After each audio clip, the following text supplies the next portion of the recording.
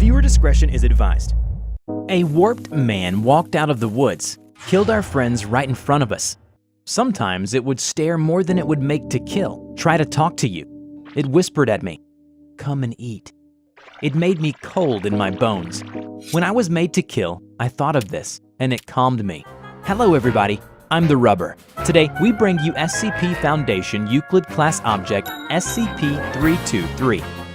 SCP-323, also known as Wendigo Skull, is the skull of an unidentified cervid measuring 55 centimeters long, 27 centimeters wide, and 31 centimeters tall.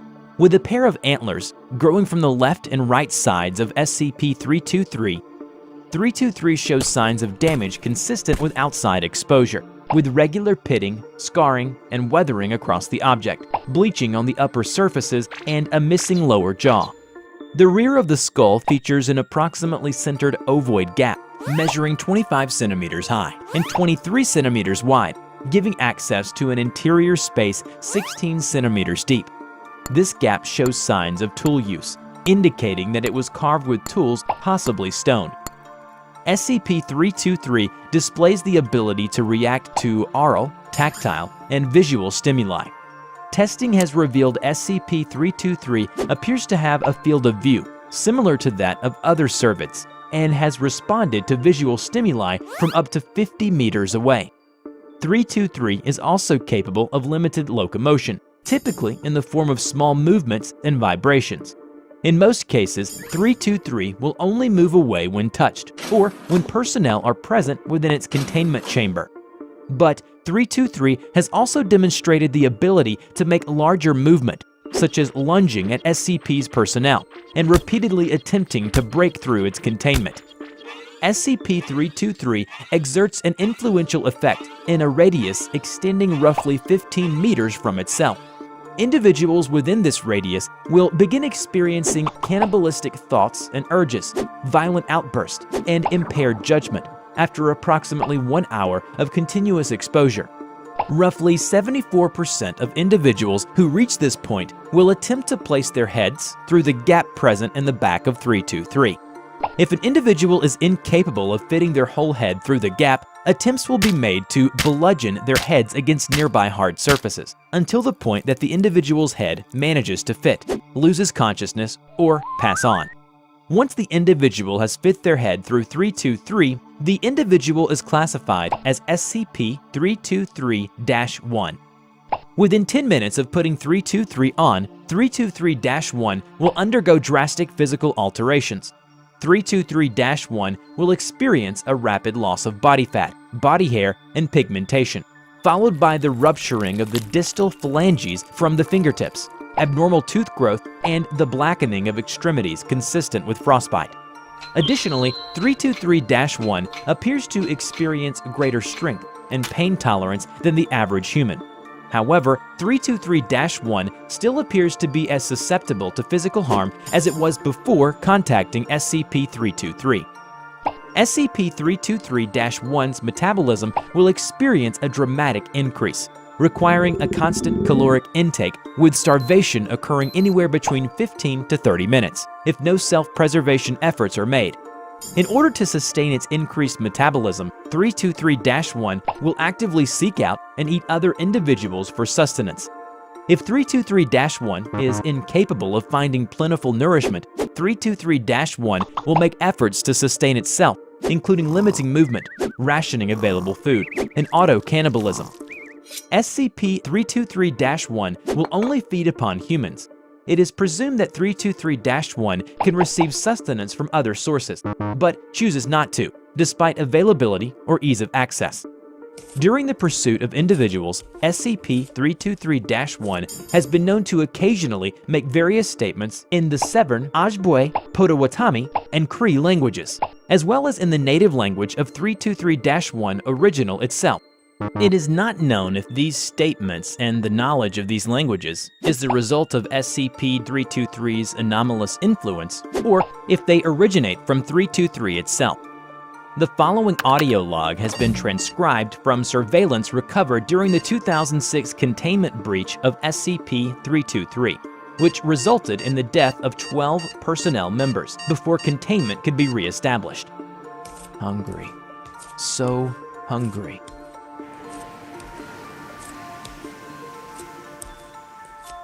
I must eat. So very hungry. Always, always hungry.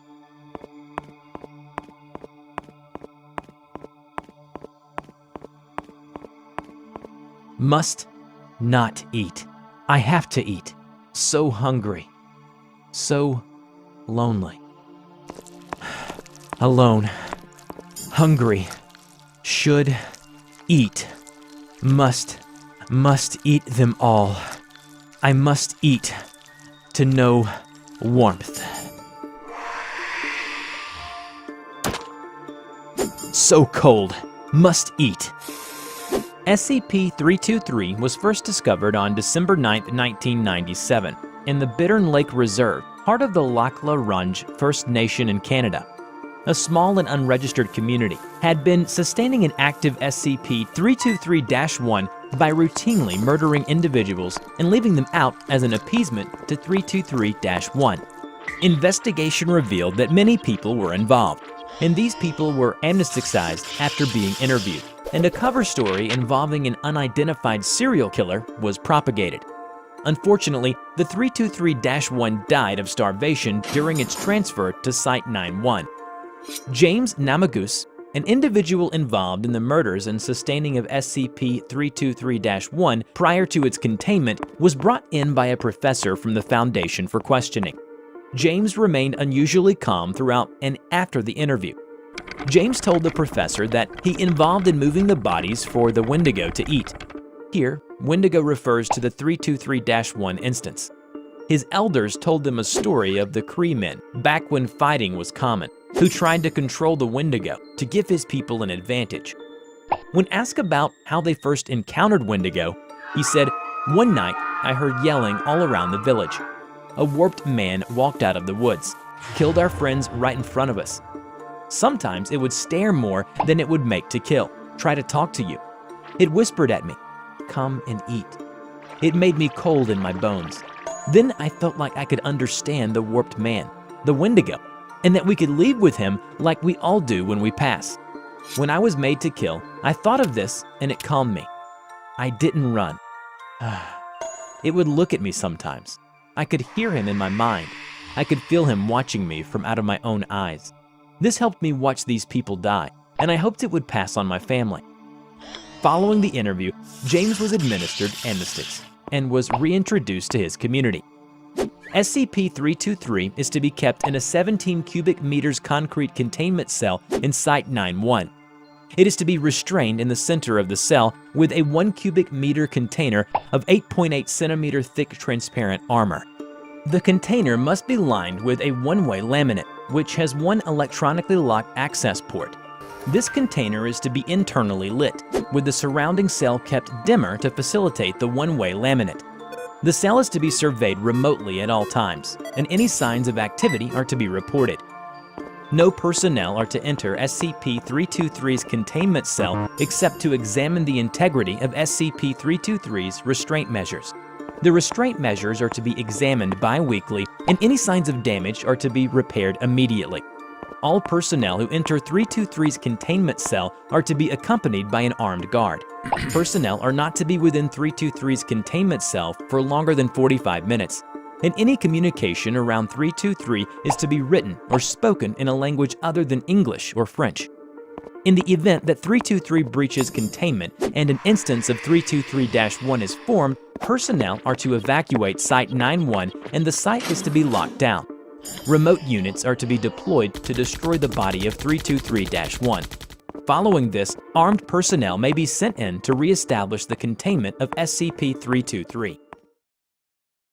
They went further than just killing them. They slaughtered their living machines and burned their vast shining cities with SCP-1000's bioweapons, reduced everything to slurry and dust that washed or blew away in spring rain and wind. Hello everybody, I'm TheRubber. Today we bring you SCP Foundation Keter Class Object SCP-1000. SCP-1000, also known as Bigfoot, is a nocturnal, omnivorous ape classified in the hominini branch. Adults range in size from 5 to 10 feet in height and weigh between 90 and 270 kilograms. They have gray-brown, black, red, and occasionally white fur. They possess large eyes with good vision, a pronounced brow ridge, and a sagittal crest on the forehead similar to that of the gorilla, but present in both sexes. Their intelligence is on par with that of common chimpanzee. SCP-1000 evolved alongside humans until 10,000 to 15,000 years ago, when an extinction event eliminated 95 to 99% of their population. This event was triggered by 1000 contracting an anomalous pseudo-disease classified as SCP-1000-F1. This disease is passed on at the genetic level, but the majority of SCP-1000 instances are born immune to the effect. Those who are not born immune quickly die. SCP-1000-F1 will affect only hominids, including humans, that directly or indirectly observes any instances of SCP-1000. The observer has a minimum 2% chance of being instantly killed through anomalous means, via permanent cessation of brain function. This percentage is cumulative, and the longer a human views 1000, the chance of instantaneous death increases. This effect varies between individual members of SCP-1000 species, with some individuals carrying a death chance of 90%. Because of SCP-1000's close relation to humanity, it is considered likely that SCP-1000-F1 could eventually transfer to human carriers, which would lead to an apocalyptic scenario. Fortunately, 1000 appears to instinctively avoid human contact. The highest known population concentrations of 1000 are in the Pacific Northwest region of North America and the Himalayan mountain range in Asia. But they have also been documented within the past 5 years on every continent. All known significant populations of 1000 located near human population centers have been eliminated. SCP-1000 was first known by the Foundation via contact by the Children of the Sun. The Children of the Sun is a group of people who identified themselves as outcast members of the Serpent's Hand. This group has since been completely destroyed by the Foundation due to their reluctance to surrender information about SCP-1000 and other SCP. Remaining members have either joined the Foundation or have gone into hiding, presumably as members of the Serpent's Hand. All media reports related to 1000 are to be examined for potential verifiability. All organizations and individuals investigating 1000's existence are to be kept under surveillance by Mobile Task Force Zeta-1000 and discredited or administered amnestics. All physical signs of 1000's existence must be retrieved and kept in Foundation custody and replaced with decoy items if necessary. Alleged sightings of 1000 must always be investigated by MTF Zeta-1000, however trivial the claim. Absolutely no contact with wild or captive instances of 1000 is allowed, without prior approval by Director Jones. Any interaction between SCP-1000 and humans, including Foundation personnel, must be reported to Director Jones immediately. Personnel with clearance level 3/1000 or above are required to read Document Alpha 1596-1000. Level 3 clearance required. You are attempting to access a Security Level 3 file. You have been warned. Displaying SCP-1000 Clearance Level 3. Document Alpha 1596-1000 is a letter written by Director Jones revealing the truth about SCP-1000, which means all information I mentioned previously is not entirely true. Yes, SCP-1000 is Bigfoot. I'm sure you've snickered. Don't worry, contrary to rumors, this is actually not something humorous. You think Bigfoot is funny because we want you to think Bigfoot is funny. We've bankrolled Hollywood comedies, paid off men in gorilla suits, bribed and brainwashed cartoonists to get especially silly depictions on children's television. Even the term Bigfoot comes from us, planted in the media in 1958. Why? We'll get to that. There are 2 direct lies, and plenty of lies of omission. There is no such thing as the anomalous pseudo-disease referred to as SCP-1000-F1. 1000 does not possess a magical death aura. And they are not chimp-level smart. They're smarter. To be precise, they are exactly as smart as us. And that's exactly why the report is filled with lies, and why it's categorized as a Keter object. SCP-1000 did evolve alongside humans. They work in the nighttime while we humans operate in the daytime, and that's how the name, the Children of the Sun, came from. But while we were still hunting and gathering, they made things that we still can't comprehend, like shining cities that stretched across glaciers and penetrating the deepest caverns. They made trees and birds of prey grow into fast-moving ships, herds of animals that became trains, bushes that became flying vehicles. From insects and pigeons, they made things equivalent to cell phones, televisions, computers, atomic bombs. Part of this was due to SCP-1000's population exploded across the night, and they blanketed the planet in the tens of billions. We were rare, like gorillas now, a few 100,000 left at best. We avoided their settlements, just like wild animals today avoid ours. 1000 understood we were intelligent like them.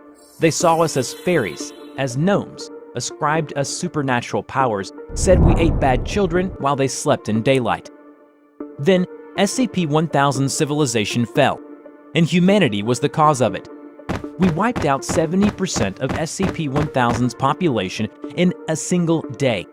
People call it the Day of Flowers, because most of the instances of 1000 died in their sleep on the day every flower bloomed.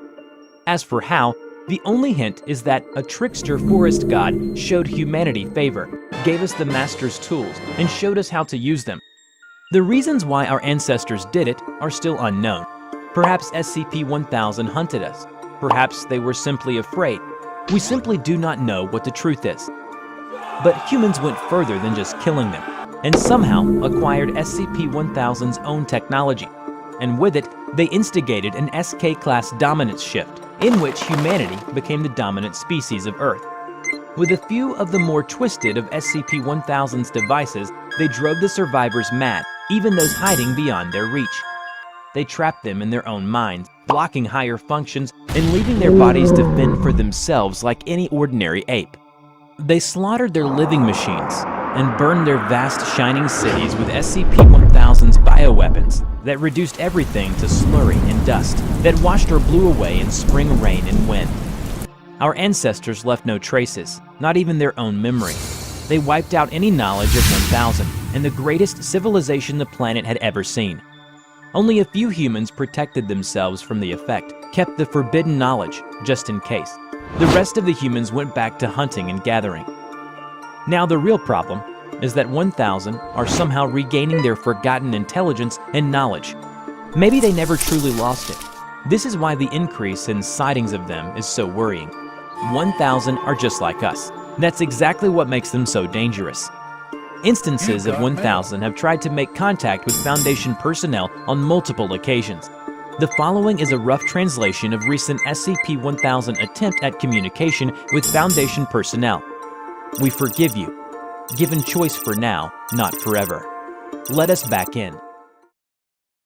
352 will first remove and eat the limbs of her prey to prevent it from wandering away, and then take several days to fully devour the rest of it.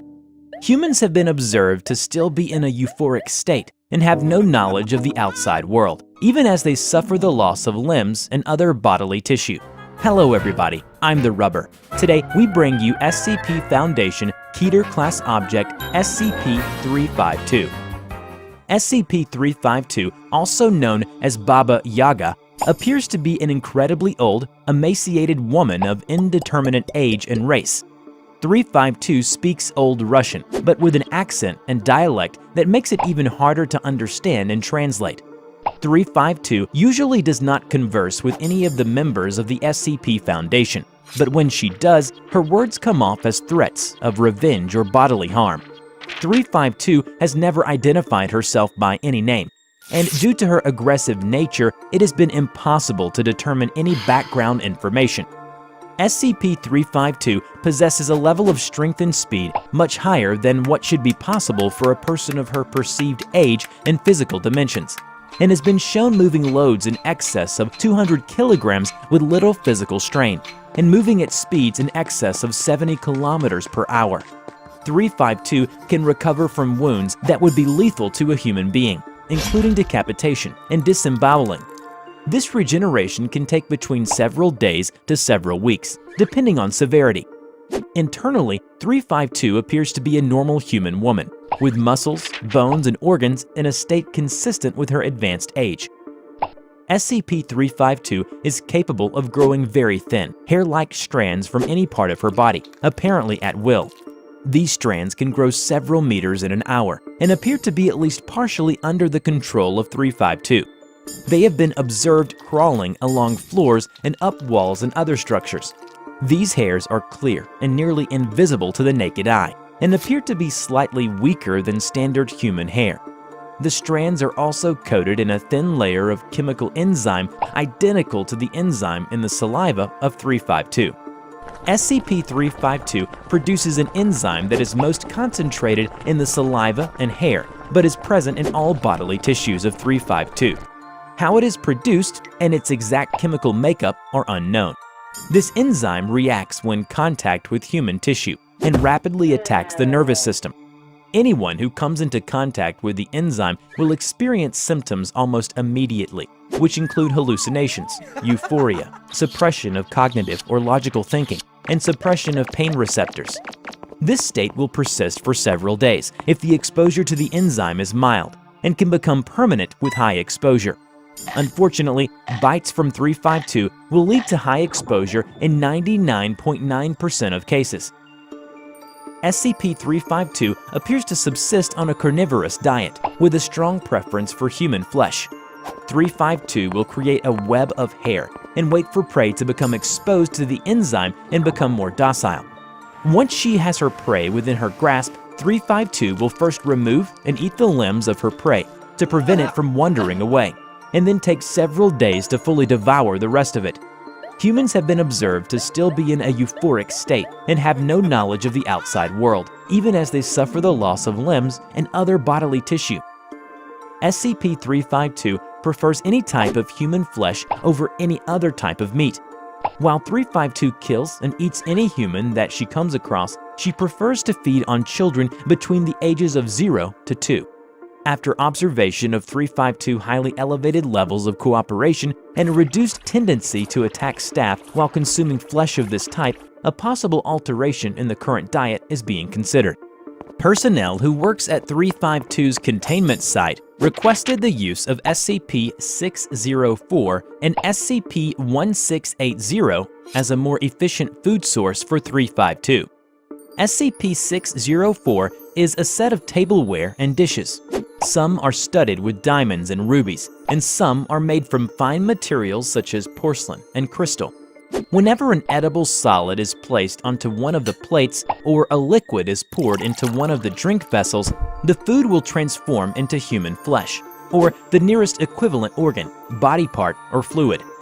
For example, fleshy steaks will turn into cuts from the thigh, and red wine or juices into human blood. If 604 is used as 352's food source, there is no need to sacrifice innocent human infants. On the other hand, SCP-1680 is a collection of identical humanoid entities. Through genetic testing, 1680 has been determined to be an exact replica of Tyler Buchanan, an 8-year-old boy declared missing on the 11th of February 2007.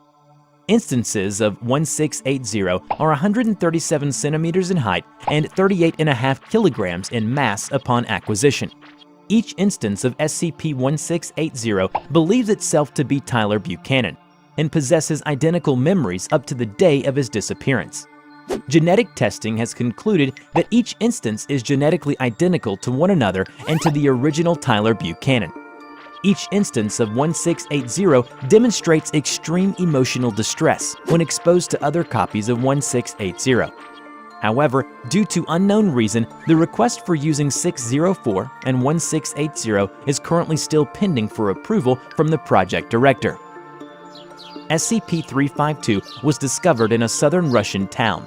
Reports of an enchanted forest and a witch who had caused several deaths were initially ignored, until reports of the witch being found and captured began to surface. When Foundation agents responded and headed out to investigate, the town was found deserted. Several bodies were found in varying states of decomposition, and blood trails appeared to show many more bodies being dragged into the enchanted forest. The Foundation agents were able to capture 352, but they had suffered major casualties due to SCP-352's attack and exposure to the enzyme. A large amount of hair was recovered as well, and is believed to be the cause of many exposure incidents, with contact being attributed to spider webs or an agent's own hair, and not reported until hallucinations manifested. After the successful capture of 352, this old lady was then put into a containment area that is to remain sealed at all times. No human interaction is allowed with 352. All interaction should be carried out via robot or other remote means. If human interaction become necessary, full hazmat containment protocol should be observed, and full hazmat suit should be worn at all times. In addition, security lines must be attached to all personnel. Should any personnel begin to exhibit erratic behavior, they are to be immediately removed from the containment area via the security lines. Any staff reporting hallucinations after interaction with 352 or her hair are to immediately be placed under quarantine. Any staff working in or around the containment area must submit to random psychological and physical testing. Anyone found to be contaminated will be placed into immediate quarantine. Staff attacked by SCP-352 may only be recovered if they have not been bitten by 352. 352 is to be fed only once a week. Feeding will be discontinued for 1 month if 352 attacks any personnel. Although 352's containment area is always sealed, but one time, SCP-3783-1 instances managed to break in, and 2 of which had interacted with SCP-352. SCP-3783-1 instances are mutated biological organisms after entering SCP-3783. 3783 is a single-roomed log cabin that is located in the wilderness of Siberia. Inside it is decorated with furs, has 1 rocking chair, a fireplace, a wardrobe, a chest, and a cauldron. It has 2 windows on the sides and a single wooden door allowing for entry. There were rumors saying that 3783 is 352's cottage, hence the interaction between 3783-1 instances and 352 was very peaceful and strangely loving. The following transcript is from surveillance footage. Begin log. SCP-352 is sitting at the corner of its containment chamber. After 40 seconds, a vent that led into the chamber suddenly burst open, which 2 3783-1 instances crawl out of. Simultaneously, other 3783-1 instances were attacking from Gate A. One instance resembled a gastropod with 2 arm-like appendages. It quickly moves to the door, and a bulbous sac on its back began to expand and bursts, covering the door with a thick mucus. The second instance was feline and resembled a bearded dragon, which moves towards SCP-352. The instance had in its mouth what appears to be a human fetus, which it places on the floor in front of SCP-352. SCP-352 reaches for the fetus and begins to devour it. SCP-352 then pats the instance's head. The instance and SCP-352 appear to briefly converse, before SCP-352 stands and moves towards the instance. SCP-352 kneels down and appears to whisper to the instance. Instance then nods its head and returns into the vent, as SCP-352 stands idly while facing the camera for the remainder of the footage. End log. The instance was later found at Provisional Site 78 within SCP-3783's chamber. It was found deceased in front of SCP-3783 and was buried in a clump of dirt. We hope you enjoyed today's video. Don't forget to click like, subscribe to the channel, and hit the bell. Have a favorite SCP you want to see on this channel? Leave us your suggestions in the comments down below. In the meantime, if you'd like to see more SCP content, then check out some of our other videos right here. As always, thank you so much for watching, and we'll see you in our next video. Bye-bye!